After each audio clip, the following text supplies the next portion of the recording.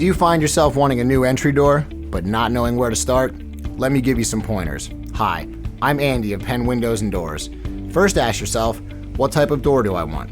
Fiberglass or steel? Do you want your door to look like wood and stain it? Or do you prefer a smooth, painted door? Fiberglass creates a more realistic wood grain pattern and is great for staining, while steel is generally more popular for a smooth, painted finish. Now, do you want to add glass to your door? While decorative glass can cost more than clear or obscure options, it also helps to beautify your entranceway and add uniqueness. Some other things to consider are the color, the hardware, and the security of the door. There are many customizable options for you to select from before scheduling your appointment. And here's a pro tip, be sure to ask about warranties on new doors. We have tons of options and configurations in our showroom to get you the look and price you want. Just ask.